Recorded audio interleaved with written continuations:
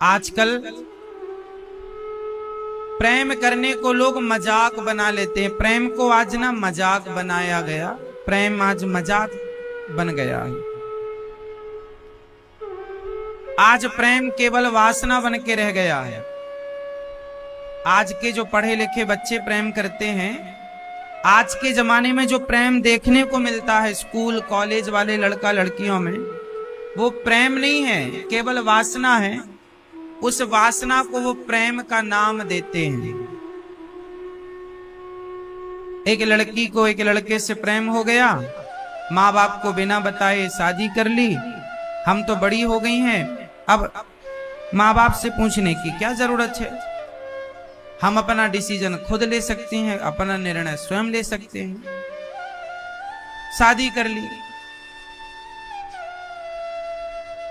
माँ बाप के बारे में जरा भी नहीं सोचा कि माँ बाप पर क्या गुजरेगी, क्या बीतेगी। उन्होंने कितने हमारे लिए सपने संजोए रखे होंगे, कोई परवाह नहीं। माँ बाप के प्रेम की कोई परवाह नहीं, केवल अपने से मतलब है। अच्छा ये बताओ, प्रेम की परिभाषा क्या है? प्रेम को परिभाषित कीजिए जरा। प्रेम की प्रेम किसे कहते हैं? अटैचमेंट को प्रेम कहते हैं। प्रेम किसे कहते हैं? अच्छा चलो ऐसे नहीं, ऐसे बताओ, प्रेम में कुछ लेने का मन होता है या कुछ देने का मन होता है? जहां प्रेम होगा वहां आप लेना चाहेंगे कुछ या देना चाहेंगे कुछ? क्या क्या होता है? प्रेम जहां होगा वहां, प्रेम जहां होता है वहां लेने का भाव नहीं होता। जैसे माँ अपने बेटे से प्रेम करती है तो बेटे से वो कुछ लेना नहीं चाहती, बस माँ अपने बेटे को ढेर सारा प्यार सब कुछ देना चाहती है, जो है सब लुटाना चाहती है। माँ अपने बेटे को सब देना चाहती है। जहां प्रेम होगा वहां देने का ही भाव होगा, और जहां लेने का भाव आ जाए वो प्रेम नहीं है, वो स्वार्थ है। वो क्या है? स्वार्थ। तो आजकल के जो लड़का लड़कियों में जो प्रेम हो रहा है, वो प्रेम कैसा है? वो स्वार्थी है। वहां केवल स्वार्थ है, केवल वासना। इसलिए अपने बच्चों को समझाएं कि बेटा बेटी, तुम जिसे प्रेम समझती हो, कोई लड़का कहे किसी लड़की को देखकर कि तुम बहुत सुंदर हो, मैं तुमसे प्यार करता हूं, तो याद रखो, कोई लड़का ये कहे कि मैं तुमसे प्यार करता हूं, तो समझ लेना कि वो तुमसे नहीं प्यार करता, तुम्हारे सुंदर शरीर से प्यार करता है। और शरीर की हवस पूरी करके, शरीर की प्यास मिटाकर वो चला जाएगा तुम्हें ऐसे छोड़कर, जैसे च्युइंगम को चबाकर आप थूक देते हैं, ऐसे लोग आपको यूज करके आपको थूक करके चले जाएंगे। और आप क्या कहते हैं? प्यार करते। ये प्यार नहीं है। सामने वाले ने आपसे प्यार किया ही नहीं था, उसने तो केवल प्यार की आड़ में, प्रेम की आड़ में आपको यूज किया, आपका शोषण किया, शारीरिक शोषण किया, और आपको लग रहा था कि प्यार था। ये प्यार ऐसा नहीं होता। प्रेम इसे नहीं कहते, ये वासना। आजकल की लड़कियां इतना ही तो नहीं समझ पाती। कितनी लड़कियों का शोषण आए दिन अखबार में हम लोग पढ़ते हैं। शादी का झांसा देके लड़के ने किया शोषण, और लड़कियों से क्या कह दिया जाता? मैं तुमसे शादी, कोई लड़का बोला मैं तुमसे शादी करूंगा, लड़की बोली अच्छा अब तो शादी होनी है, साथ में रहने लग जाते हैं। देखो कितनी अमर्यादित बात है। हमारे यहाँ ये मर्यादा थी कि लड़का लड़की का शादी फिक्स हो जाती थी कि इसी लड़की से शादी होनी है, इसी लड़के से शादी होनी है। फिर भी जब तक शादी ना हो जाए तब तक दोनों का मिलना अमर्यादित है। क्यों जी? सही है। शादी जब हो जाए तभी आप दोनों एक दूसरे से मिल सकते हैं। मतलब मिलना मतलब आप साथ में अकेले रह सकते हैं। लेकिन आज के जमाने में तो शादी के पहले ही वो घूमने चले जाते हैं, लड़का लड़की कहां कहां जाके फोटो खिंचा के आ जाते हैं। हाँ, तो आज जो फैशन के नाम पर अश्लीलताएं हो रही हैं ना, ये समाज के लिए आने वाले, अभी तो ठीक है, आने वाले समय में ये सब चीजें बहुत हानिकारक हो जाएंगी। और देख लेना, समय की डिमांड, समय फिर ये कहेगा कि ये सब बंद करो। अभी शुरू हो रहा है, फिर बंद होने की आवाजें उठेंगी, क्योंकि ये सब गलत है। हमारे यहाँ तो मर्यादाएं जो हैं, वो मर्यादा यही कहती हैं कि जब तक आपके पति आपके गले में मंगलसूत्र मंडप के नीचे बैठकर विधिवत विवाह ना हो, तब तक विवाह जब तक नहीं हो जाता, जब तक मंगलसूत्र आपकी मांग नहीं भर दी जाती, तब तक कोई भी व्यक्ति आपको स्पर्श करने का अधिकारी नहीं है। जब आपका विवाह हो जाए, जिससे विवाह, वो पुरुष, इस धरती पर केवल एक पुरुष है ऐसा जो आपके शरीर को पत्नी के अधिकार से टच कर सकता है। और यदि आपको 17 लोग पत्नी के अधिकार से टच करके चले जाएं, तो फिर आप क्या रह गई? हमारे यहाँ 2 स्त्रियां होती हैं। पहली होती है एक पतिव्रता। पतिव्रता नारी किसे कहते हैं? जिसको सब छू के चले जाएं वो? बोलो मेरी माँ। पतिव्रता नारी किसे कहते हैं? जिसे सब छू के चले जाएं वो, या जिसे केवल पति ही स्पर्श करे वो? बोलो, आप बताओ। जो एक होती है पतिव्रता स्त्री, जो अपने पति के लिए होती है। श्रृंगार किसके लिए करती है पत्नी? पति के लिए। सजना किसके लिए? पति के लिए। संवरना किसके? पति के लिए। पति के लिए है तो वो तो पतिव्रता है, जो सिर्फ पति के लिए सजती, पति के लिए रहती। और अब आप बताओ कि आजकल जो कुछ लड़कियां पढ़ना लिखना तो अच्छा है, पढ़ो खूब, लेकिन आजकल जो कुछ बच्चे, कुछ लड़कियां या कुछ लड़के ऐसे हैं जो शादी के पहले कुछ लड़कियों के साथ रहने लग जाते हैं, रिलेशनशिप में रहने लग जाते हैं। हाँ, लिव इन, कोई कुत्ता बिल्ली वाला। हमारे यहाँ कुत्ता बिल्ली रहते हैं लिव इन में। लिव इन मतलब क्या? कुत्ता। जिसे देखा उसी तरह मुंह उठाए चल पड़ा, उसी के साथ रहने लग गया। ये तो सब कुत्तों वाले संस्कार हैं, हम इंसानों वाले नहीं हैं। और आज का इंसान वही बन रहा है। इंसान बनाया था भगवान ने, मनुष्य बनाया था, पर वो कुत्तों से भी बदतर होता चला जा रहा। सोच घटिया होती चली जा रही है। अब आप समझो कि कोई लड़का आपसे कहे कि हम तुमसे प्रेम करते हैं, तो चक्कर में बिल्कुल ना पड़ना। पढ़ाना लिखाना अच्छा है, बच्चों को पढ़ाना लिखाना सही है, पर पढ़ने लिखने के नाम पर जो आजकल की लड़कियां या लड़के बहुत सारे पुरुषों के साथ रहती हैं, अब बताओ क्या ये जब शादी होगी तो क्या ये पतिव्रता स्त्री कहलाने के योग्य होंगी? आप किसी से मत पूछो, आप अपने से पूछो कि आपने यदि अपने पति के अतिरिक्त आपके शरीर को किसी दूसरे पुरुष ने टच किया है तो क्या आप पतिव्रता लायक हैं? आप जवाब हमें मत दो, अपने आप को दे दो। यदि आप पतिव्रता हैं तो हम आपको प्रणाम करते हैं, क्योंकि पतिव्रता स्त्री को तो ब्रह्मा भी प्रणाम करते हैं। पतिव्रता माता अनुसुईया, माता सीता, माता सावित्री जो पति को ले आई यमपुरी से, पतिव्रता नारी श्रेष्ठ स्त्री होती है। तो आप अपनी बेटियों को श्रेष्ठ स्त्री बनाओ, श्रेष्ठ नारी बनाओ, वैश्या ना बना देना। चरित्र की पूजा होती है हमारे देश में। यदि आपके पास पैसा बहुत है और चरित्र नहीं है आपके पास, तो आप भले पैसे वाले हैं, चरित्र नहीं है, तो हमारा जो देश है, पैसे की तो पूजा होती नहीं हमारे यहाँ। हमारे यहाँ तो सोने की लंका है रावण की, पर चरित्रवान नहीं है वो रावण, चरित्रहीन है। तो भले पैसा वाला है, उसके पुतले जलाए जाते हैं। सोने की लंका का राजा है। और राम जंगल में 14 साल घास की झोपड़ी में गुजारा किया। पहनने को चरण पादुका तक नहीं थी, खाने को बढ़िया 56 भोग तक नहीं थे, लेकिन चरित्र था। तो आज घर घर मंदिर बना करके उनकी पूजा की जाती है। पूजा किसकी हो रही है?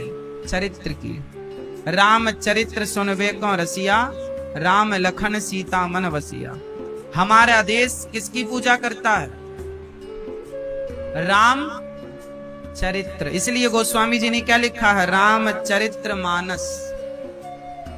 क्या लिखा है? राम चरित्र। चरित्र श्रेष्ठ जिनका, उनकी पूजा होगी। जिनका चरित्र श्रेष्ठ नहीं है, वो पूजा का एक होगी। इसलिए आप अपनी बेटियों को पढ़ाओ लिखाओ खूब, पर चरित्रवान बनाओ।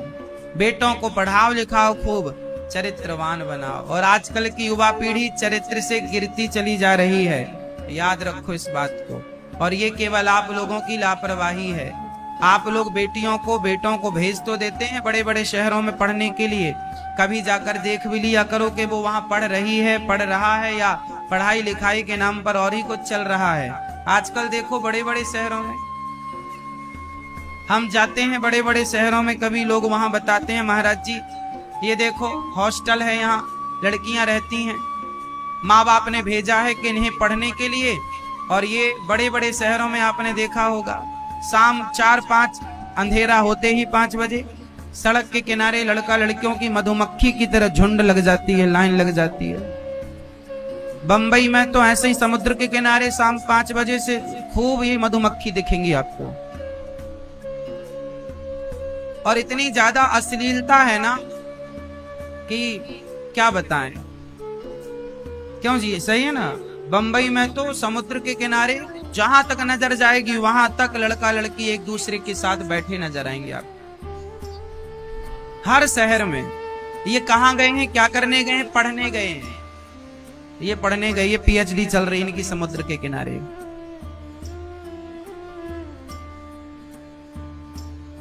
और ये लड़कियां आप में से ही किसी की बेटियां हैं, ये लड़के आप में से ही किसी के बेटे हैं। गलती उन बच्चों की नहीं है, गलती उन माँ बाप की है जिन्होंने ध्यान देना छोड़ दिया। माता शत्रु पिता वैरी ये न बालो न पाठिता, न शोभते सभा मध्य हंस मध्य बको यथा।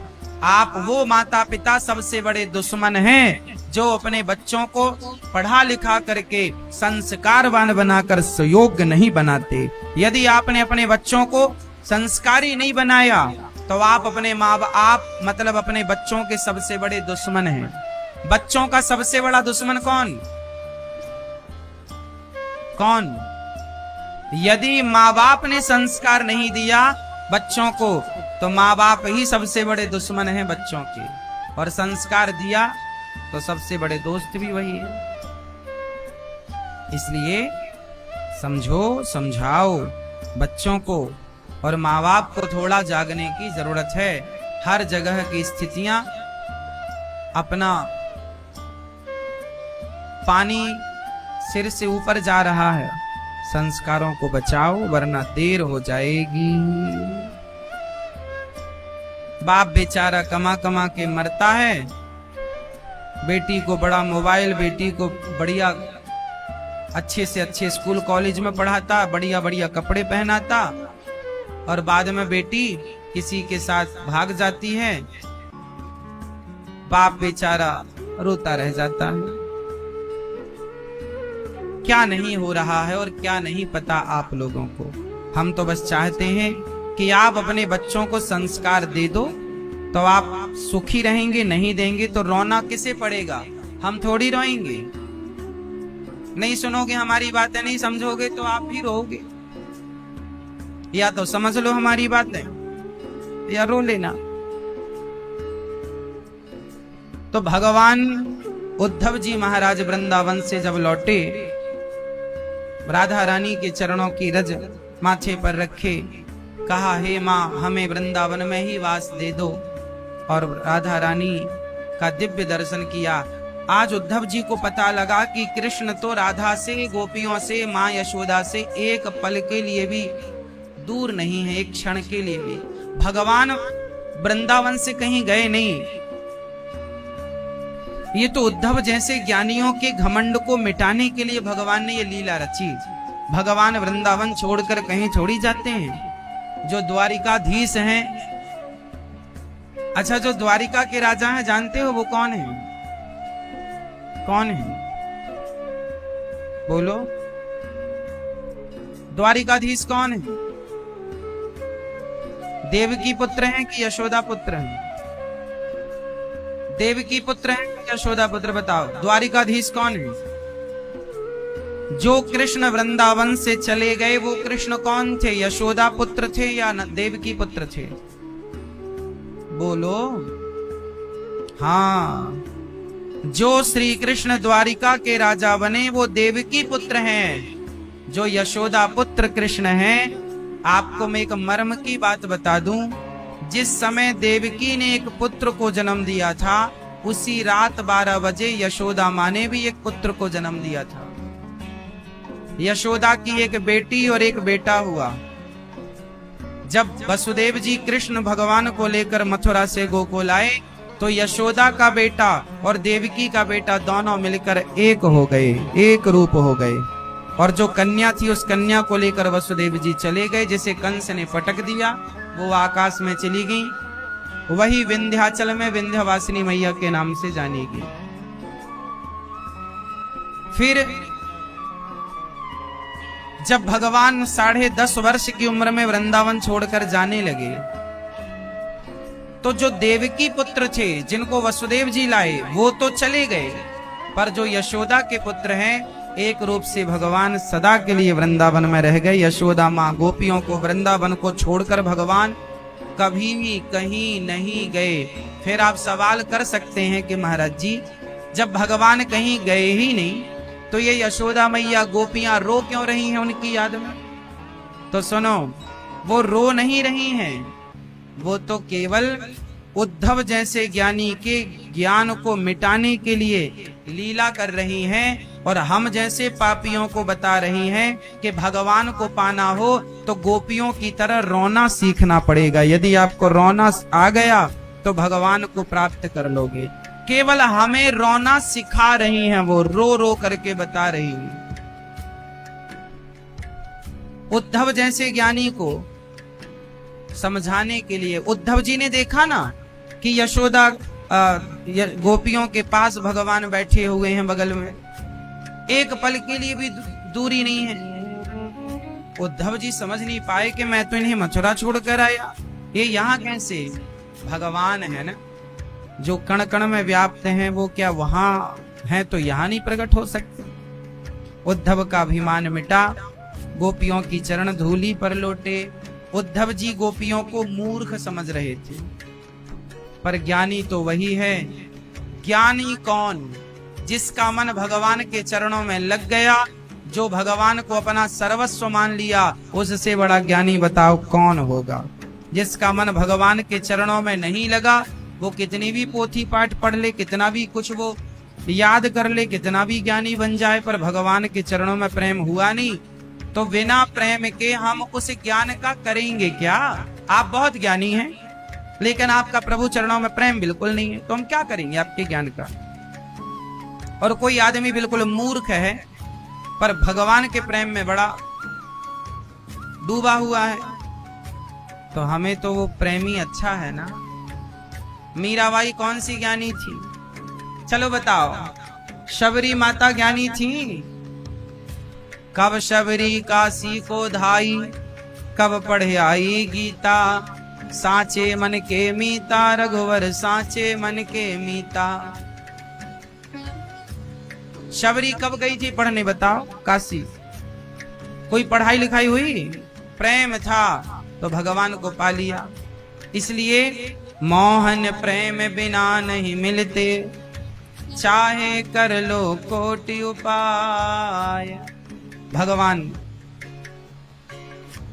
उद्धव जी अब वापस गए, भगवान ने हृदय में वृंदावन का दर्शन कराया और इसके बाद भगवान द्वारिका गए, जहां भगवान का विवाह संपन्न हुआ। पहला विवाह भगवान का माता, भगवान का विवाह पहला किससे हुआ? मैया, ओ मेरी माँ। भगवान श्री कृष्ण की पहली पत्नी कौन है? जोर से। अच्छा, भगवान कृष्ण का विवाह राधा रानी से हुआ कि नहीं? बोलो हाँ या ना। हुआ था? आप लोग थे वहां? नहीं।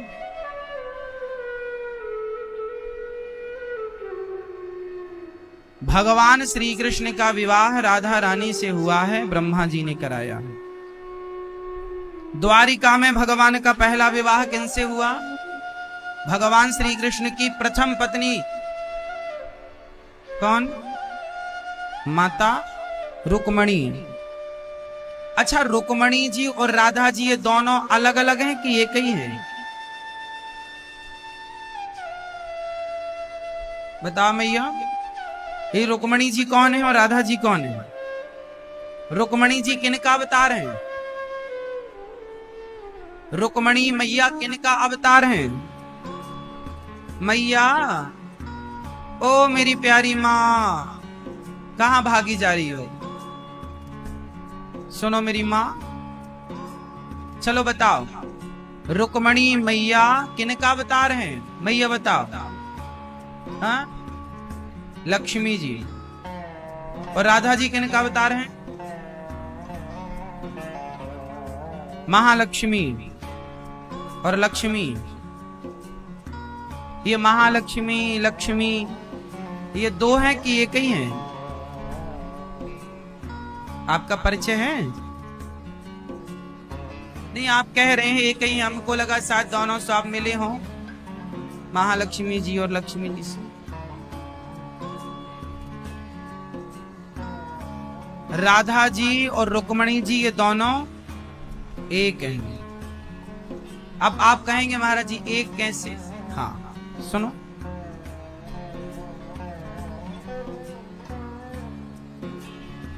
जैसे आपकी माँ, आपकी माँ कौन है? बता। आपकी माँ लक्ष्मी है कि नहीं? बोलो हाँ या ना। आपकी माँ लक्ष्मी है या नहीं? हाँ या ना मत कर दो। हाँ। और आपकी पत्नी लक्ष्मी है कि नहीं? बोलो हाँ या ना। हाँ या ना। और आपकी बेटी लक्ष्मी है कि नहीं? बोलो हाँ। आपकी माँ भी लक्ष्मी, पत्नी भी लक्ष्मी और बेटी भी लक्ष्मी। मतलब आपके घर में लक्ष्मी कितने रूप में है? 3 रूप में है। और आपकी बहन है तो वो भी लक्ष्मी। तो आपकी बहन भी कितने रूप में लक्ष्मियां हैं? हमारे यहाँ स्त्री को चाहे माँ रूप में हो, पत्नी रूप में हो, बेटी रूप में हो या बहन रूप में हो, हमारे यहाँ स्त्री को किस रूप में देखा जाता है?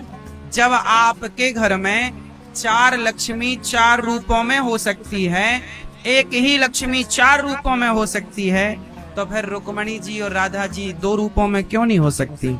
वह एक लक्ष्मी 2 रूपों में क्यों नहीं हो सकती? इसलिए असंभव नहीं है। भगवान है, वो लीला के लिए 2 रूप ले लेती हैं। वही राधा है, वही लीला है। लीला समझो इससे। कुछ लोग कहते हैं लक्ष्मी जी अलग है, महालक्ष्मी अलग है। चलो अलग अलग मान भी लो, तो मूल तत्व तो एक ही है ना। भगवान का पहला विवाह रुक्मणी जी से हुआ और प्रथम पुत्र हुए प्रद्युम्न जी, जो कामदेव के अवतार हैं। और प्रद्युम्न जी ने सम्रासुर को मारा और रति से विवाह किया। भगवान श्री कृष्ण का दूसरा विवाह किन से हुआ? जामवंत की बेटी जाम्बवती से, तीसरा विवाह सत्यभामा से, चौथा विवाह भगवान का यमुना मैया से, जो यमुना मैया है भगवान की चतुर्थ चौथी पत्नी है, पांचवा विवाह भगवान का मित्रविंदा से, छठवां विवाह भगवान का सत्या से, सातवां विवाह भगवान का, बैठ जाओ भैया, बैठो, बैठ जाओ, बैठ जाओ जल्दी से, सातवां विवाह भद्रा से, आठवां विवाह भगवान का लक्ष्मणा से हुआ। ये भगवान के 8 विवाह संपन्न हुए। भगवान की कितनी पत्नियां हैं? कितनी? 8। अब भौमासुर नाम का एक दैत्य था, उसने 16,100 कन्याओं को बंदी बना रखा था। किसने? भौमासुर। नाम बोलो। भौमासुर ने 16,100 कन्याओं को क्या रखा था? बंदी बनाए रखा था। भगवान को पता लगा तो भगवान ने युद्ध किया, भौमासुर को युद्ध में मारा और उन कन्याओं को जेल से मुक्त किया। देवियों जाओ अपने अपने घर। उन कन्याओं ने कहा प्रभु अब हमारा कोई नहीं है आपके सिवा, कोई ना अपनाएगा हमें आपके सिवा। तब भगवान उन कन्याओं के आग्रह पर बोले कि अब तुम बताओ क्या करें। उन्होंने कहा प्रभु आप हमें स्वीकार कर लीजिए। तब भगवान ने उन कन्याओं को स्वीकार किया उनके कहने पर। तो भगवान के विवाह कितने हो गए? अब उनको वो कन्याएं बोली हम घर जाएंगे, हमारा पिता हमारा भाई स्वीकार नहीं करेगा, कहेगा पर पुरुष के पास रही हो, हमसे कोई विवाह नहीं करेगा, हमारे साथ ना जाने क्या क्या समाज व्यवहार करेगा, हमारे साथ हम असुरक्षित रहेंगे। अब हे प्रभु आप स्वीकार कर लो। तो जिन्हें कोई स्वीकार नहीं कर रहा था उन्हें भगवान ने स्वीकार कर लिया। दरबार में बंसी वाले के दुख दर्द मिटाए जाते हैं, दुनिया के सताए लोग यहाँ सीने से लगाए जाते हैं। टोटल विवाह हो गए भगवान के 16,108। कितने विवाह हो गए भगवान के? 16,000। तो ये भगवान के 16,108 विवाह हुए। अच्छा यहाँ एक चीज और समझो, वेद की ऋचाएं हैं 16,000, टोटल मिलाओ सब चीजों को, उपनिषद इत्यादि तो 108, तो हो गए 16,100। अच्छा एक बात समझो, वेद की ऋचाएं 16,000, उपनिषद सबको मिलाओ तो 16,108, और सबके पति कौन है? जोर से, सबके पति कृष्ण हो गए। अब चलो सुनो, बोलो ओम नमः शिवाय, बोलो सीताराम, राधे श्याम, श्रीमन नारायण, हरि ओम, विष्णु विष्णु, हरि हरि, हरे कृष्ण हरे राम, ओम नमो भगवते वासुदेवाय। अब आपको मैं केवल ये बता रहा हूं कि आप इतने सारे मंत्र जपते हैं तो आप कई बार कंफ्यूज हो जाते हैं, महाराज जी हम इनमें से क्या जपें? ओम नमः शिवाय जपें कि सीताराम सीताराम जपें कि राधे श्याम जपें कि राधे राधे जपें, है ना, हरि ओम जपें, हरि बोल जपें, हरे कृष्ण जपें, हरे राम जपें। कंफ्यूज होते हैं ना कई बार आप। तो आज मैं इस प्रश्न का उत्तर दे दूं कि देखो ये जितने भी मंत्र हैं ये सब वेद से ही निकले हुए। कृष्ण नाम कहाँ है? वेद में। राम नाम कहाँ है? वेद। ओम नमो भगवते वासुदेवाय, हरे कृष्ण हरे राम, ये वेद मंत्र हैं सब। भगवान का जो नाम है वेद मंत्र है पूरा। और सुनो, भगवान 16,108 जो पत्नियां हैं भगवान की, उन सबको भगवान मिल गए कि नहीं? इसका अर्थ ये हुआ कि आप वेद के किसी भी मंत्र का आश्रय ले लो, आप भगवान के किसी भी नाम का आश्रय ले लो, वह एक नाम आपको भगवान तक पहुंचा देगा। क्योंकि हर नाम प्राप्त है कृष्ण को, क्योंकि 16,108 पत्नियां भगवान की, मतलब हर मंत्र कृष्ण की प्राप्ति कराने की सामर्थ्य रखता है। और पहुंचाए, तुम चाहे ओम नमः शिवाय जपो, या हरे कृष्ण जपो, या हरे राम जपो, या सीताराम जपो, या राधे श्याम जपो, या ओम नमो भगवते वा, कुछ भी जपो, पहुंचना तुम्हें कृष्ण के पास ही है। तुम ओम नमः शिवाय जपते रहो, जपते रहो, तो शंकर जी तुम्हें कहां पहुंचा देंगे, क्योंकि शंकर जी भी हाथ जोड़े खड़े हैं, मैया यशोदा तेरे लाला को दर्शन कराए दे एक बार।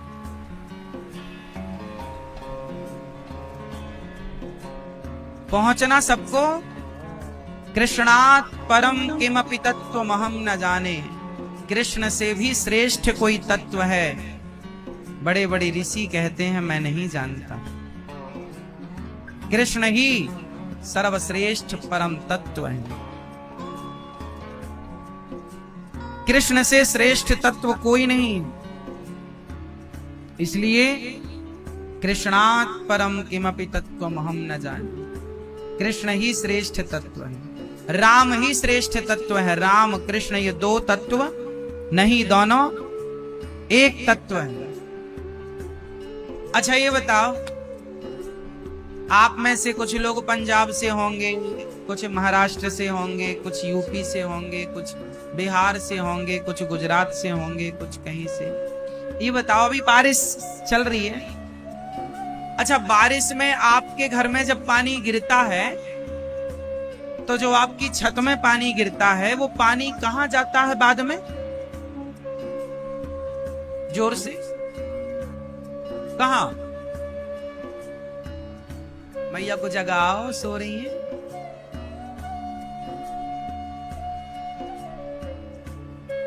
चलो बताओ, आपके घर में जो पानी गिरता है वो जाता कहां है बारिश का? बताओ जल्दी से। आपके घर में पानी गिरे या हमारे घर में पानी गिरे, यूपी में पानी बरसे या बिहार में पानी बरसे या गुजरात में पानी बरसे या महाराष्ट्र में पानी बरसे या तमिलनाडु में पानी बरसे या कश्मीर में पानी बरसे, सबके घरों का पानी, यदि आपके जमीन में पानी वाटर हार्वेस्टिंग करवा रखी है तो ठीक, और यदि वो भी भर गया तो फिर पानी ओवरफ्लो होकर कहां जाता है? नाले में, नाली में जाता है। ध्यान से सुनना, प्रोसेस क्या है। आपके पानी छत में गिरने वाला वो नाली में जाता है, नाली का पानी नाले में जाता है, नाले का पानी नदी में जाता है, नदी जाकर के कहां से कनेक्ट है? बड़ी नदी, छोटी नदी, बड़ी नदी, बड़ी नदी और बड़ी नदी, और वो ले जाकर के वो पानी को सीधा समुद्र तक पहुंचा देती है। यही प्रोसेस है। मतलब पानी कहीं भी गिरे, अमेरिका में गिरे, जापान में गिरे, लंदन में गिरे, पेरिस में गिरे, कहीं भी गिरे, वो पानी को वापस समुद्र में आना ही है। हाँ या ना? उसी तरह तुम कोई भी मंत्र जपो, या तो तुम डायरेक्ट कृष्ण कृष्ण नाम जप लो, श्री कृष्ण, या इनडायरेक्ट। डायरेक्ट आओगे कि घूम फिर के आओगे ये बताओ। तो डायरेक्ट आओ तो जपो श्री कृष्ण श्रीमन्नारायण चरणौ शरणं प्रपद्ये श्रीमते नारायणाय नमः। ये डायरेक्ट है। कृष्ण कृष्ण श्री कृष्ण डायरेक्ट है ना? अब जैसे कोई ओम नमः शिवाय जपे, हाँ तो जपो। शंकर जी के पास पहुंचोगे तो शंकर जी उठाएंगे अपनी गोद में और ले जाके श्री कृष्ण की गोद में डाल देंगे। लो प्रभु आपका भगत आया, संभालो।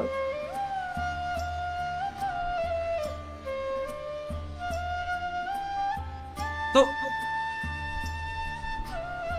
तत्व एक ही है, दो नहीं है ना। शंकर जी भी किसका ध्यान करते हैं?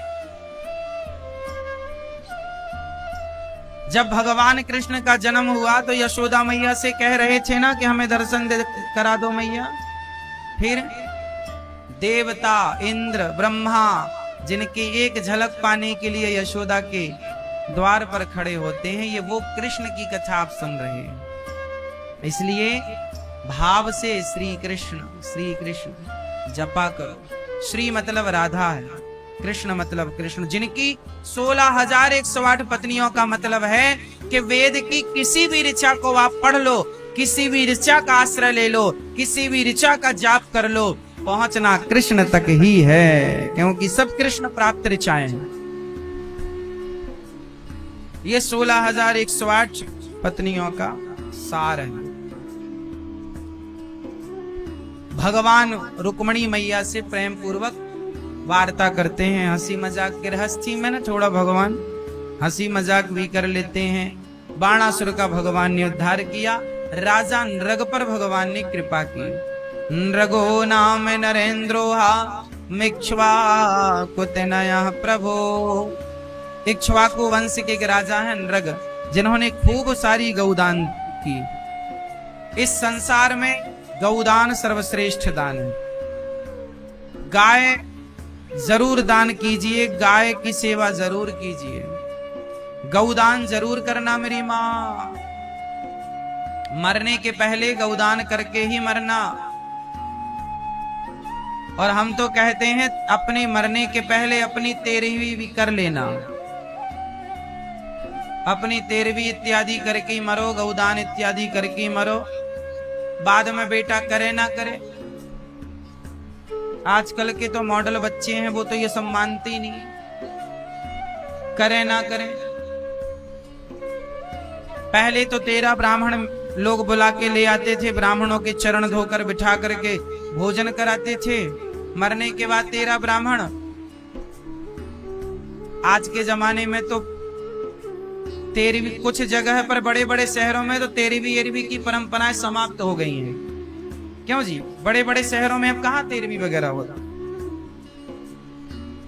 कहाँ वहां वो 13 ब्राह्मण खोजते फिरेंगे। इसलिए हम कहते हैं 13 ब्राह्मण मरने के बाद तो खवाओगे, हम कहते हैं जीते जी हजारों ब्राह्मणों को खवाए जाओ, दीन दुखियों को खवाए जाओ। इसलिए यहाँ गौरी गोपाल अन्य क्षेत्र में हजारों ब्राह्मण संत साधु रोज प्रसाद पाते हैं। हम कहते हैं एक दिन आप लोग अपनी ओर से ये अन्नदान जरूर करना। ये आपके यहाँ काम आए ना आए, वहां काम जरूर आएगा परलोक में, कि भाई आपने ये अन्नदान दिया था, इतने लोगों ने खाया, उसका ये पुण्य आपको मिलेगा। इसलिए अपने हाथ से अन्नदान कर लो। बेटा मरने के बाद जब करेगा करेगा। आजकल के बच्चों की स्थिति कैसी है, मैं एक छोटी सी बात बताऊं। एक बेटा, एक बाप का एक बेटा था। कुछ दिन बाद बेचारा बाप चला गया। अब माँ और बेटा रह गए। जब बाप मरा तो माँ ने बेटे से कहा, जा बाप मर गया है बेटा। सब लोग ले गए शमशान, आग वाग लगाई। 3 दिन बाद अस्थियां ले आए घर।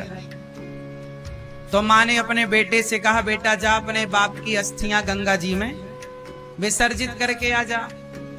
अच्छा, गंगा जी थी 10 किलोमीटर दूर, गंगा मैया उनके घर से केवल 10 किलोमीटर दूर। और बेटा था बड़ा नास्तिक। अब वो राख, माँ बार बार उससे कहे, बेटा जा बाप की अस्थियां गंगा जी में डाल देना, बेटा जाओ बाप की अस्थियां गंगा जी में डाल देना। और बेटा एक नंबर का नास्तिक था। और माँ बाप पैदा क्यों करते हैं बच्चे, कि ये मेरे मरने के बाद मेरी राख गंगा जी तक पहुंचाएंगे, तेरी ही करेंगे, मेरा पिंडदान करेंगे, श्राद्ध करेंगे। पर वो बेटा इतना नास्तिक था कि माँ के जिद करने पर गुस्से में बोला, ठीक है। तो बाप की अस्थियां लेके चला और 1-8 किलोमीटर चला तो नाला जा रहा था। तो नाला भी गंगा जी की तरफ ही जा रहा था। उसे लगा कि मैं क्यों जाऊं जब ये नाला जा रहा है। तो उसने अपनी बाप की अस्थियां नाले में प्रवाहित कर दी कि अब ये तो जा ही रहा है तो ये मिल ही जाएगा। और लौट आया। और जब लौट आया, माँ ने कहा, क्यों रे गंगा जी में हाँ गंगा जी में पहुंच गई। रात हुई तो उसके पत्नी के सपने में, मतलब उसकी माँ के सपने में, नास्तिक बेटे की माँ के सपने में आए भगवान उसके पति आए, उसके पति सपने में आए और बोले, देख जरा ये तेरा बेटा इतना नालायक है, मेरी राख नाले में फेंक के आया है। तो मां रात कोई जागी और अपने बेटे को जगाया, क्यों रे दुष्ट, तूने अपने बाप की अस्थियां नाले में फेंक दी? बेटा हड़बड़ा के उठा, मां तुझे कैसे पता? अरे तेरे बाप सपने में आए थे मेरे। लड़का बोला, पिताजी को भी तसल्ली नहीं, शांति नहीं, मां से शिकायत करने के लिए पीछे आ गए, खुद आगे जाके गंगा जी में नहीं मिल सकते थे।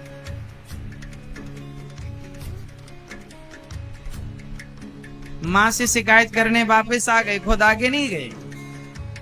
तो ऐसे बेटे हैं कि नाली में फेंक देते हैं, ना मानने वाले। आजकल के बच्चों से कहो, जाओ बेटा अपने बाप का श्राद्ध करे आओ, गया जी चले जाओ। अरे हम कोई गया जी वया जी नहीं मानते। आजकल लोग तो नहीं मानते भैया। देखो आप ना मानते अच्छा है। सत्य से आंखें छिपा लेने से, सत्य के सामने आंखें मूंद लेने से सत्य नहीं समाप्त होता। जो परंपराएं हैं, महाभारत में लिखा है कि पांडवों ने भी अपने पूर्वजों का श्राद्ध किया था गया जी जाकर। वहां पर ही माता कुंती ने कहा था कि कर्ण का भी पिंडदान कर दो। भीम भैया बोले, कर्ण का हम क्यों करें? बोले, वो तुम्हारे बड़े भाई हैं। आज पता चला, तब धर्मराज युधिष्ठिर ने अपनी मां को श्राप दे दिया कि आपने हमसे इतना बड़ा राज छिपाया, जाओ आज के बाद तुम्हारे मुख में स्त्रियों के अंदर कोई बात टिकेगी नहीं। तब का ये श्राप। तो कुल मिलाकर महाभारत में भी पिंडदान, तर्पण, श्राद्ध की परंपराएं मिलती हैं। हम भारतीय लोग हैं ना, मरे हुए बाप को भी पानी देने का भाव रखते हैं। हमने बताया था आपको पहले, आगरा का ताजमहल बनाने वाला, उसके बेटे ने उसे जेल में बंद कर दिया और अपने भाइयों का सिर काट काट के अपने बाप को दिया। पता है आप?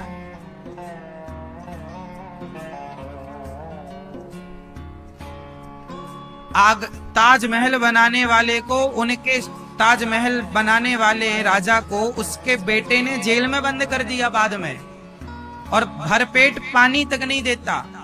तब वो मरता हुआ बोला कि तेरे से अच्छे तो वो हिंदू हैं जो कम से कम अपने मरे बाप को भी पानी देते हैं, और तू तो जीते जी अपने बाप को प्यासे मार रहा। ये इतिहास के पन्नों में सब लिखा है। ये हमारी संस्कृति कितनी श्रेष्ठ। इसलिए भारत का चरित्र बड़ा श्रेष्ठ है। इसलिए ये जो विधि है, विधाएं, गौदान, अपनी माँ के लिए, अपने बूढ़े बाप के लिए जीते जी करो। मरने के बाद जीते जी ना कर पाओ तो मरने के बाद। भागवत जीते जी सुनो, ना सुन पाओ तो मरने के बाद। जीते जी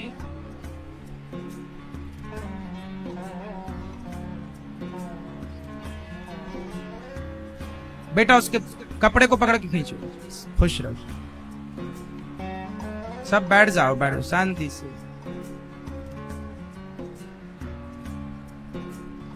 बैठो, सब बैठो। कृष्णाय वासुदेवाय, इस मंत्र को जब कोई भी जपता है, इस मंत्र का प्रभाव ये है कि जो भगवान के आश्रित है, संसार के हर दुख, हर कष्ट से व्यक्ति इस मंत्र से पार हो सकता है। इसलिए आप काम करते रहा करो, और जीवन में कोई संकट नजर आए तो कृष्णाय वासुदेवाय हरये परमात्मने प्रणतक्लेशनाशाय गोविंदाय नमो नमः।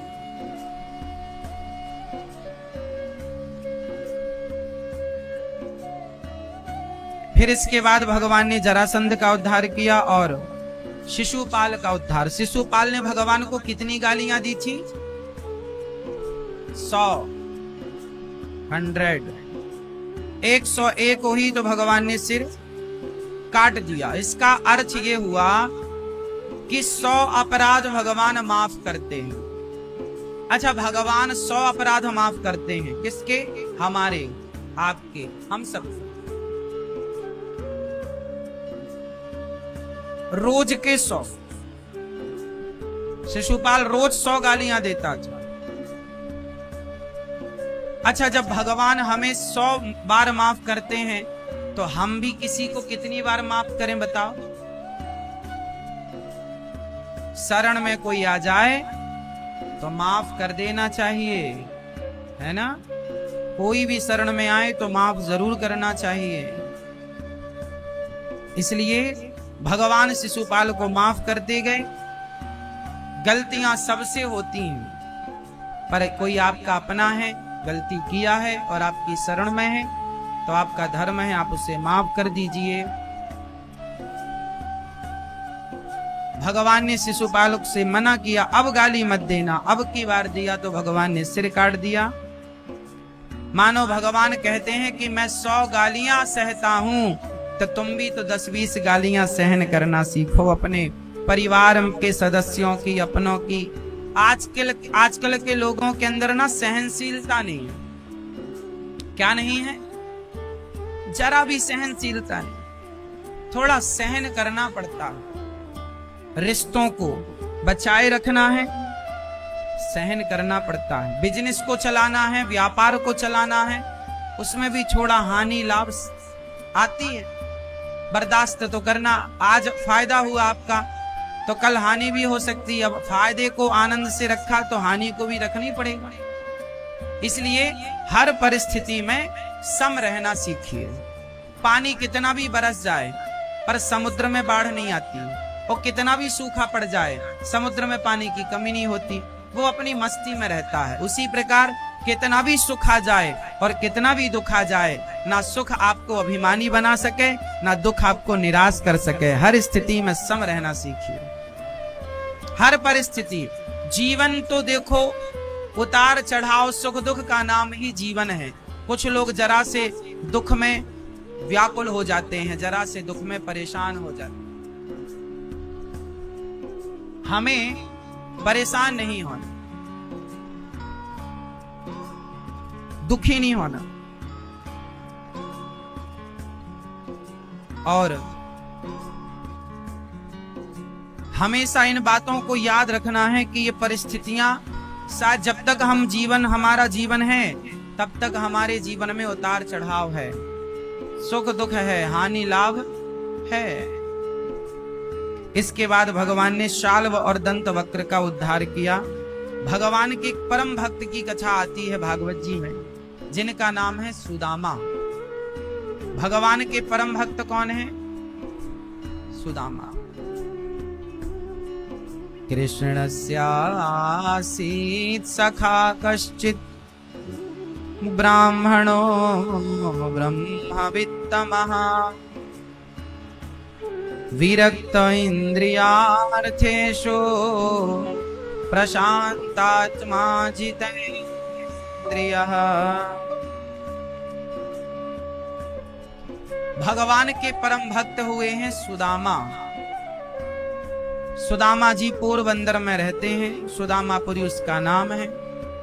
सुदामा जी बचपन से ही उज्जैन में सुदामा जी की भगवान से मित्रता हुई। कहाँ मित्रता हुई? उज्जैन।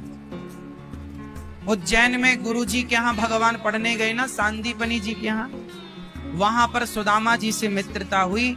और साथ में ये गैया चराने गुरु जी की, और साथ में लकड़ी काटने, और साथ में भिक्षा मांगने जाते थे। बड़े प्रेम से भगवान सुदामा जी के साथ रहते। जब सुदामा जी से भगवान बिछड़ने लगे तो सुदामा जी से भगवान ने कहा, मित्र सुदामा, तुम हमें भूल तो नहीं जाओगे? सुदामा बोले, कन्हैया, कोई प्राण लेना भी भूल सकता, श्वास लेना भी भूल सकता है क्या? तुम तो मेरी श्वास हो, बचपन के बाद, बिछड़ने के बाद फिर कभी नहीं मिले सुदामा। जवानी गुजर गई, बुढ़ापा गुजरने को आया। आज बुढ़ापे का अंतिम चरण चल रहा था। गरीबी इस तरह थी कि बच्चे भूखे सोते थे। पत्नी को कभी साड़ी भी नहीं दिलाए सुदामा जी बढ़िया सी, स्वयं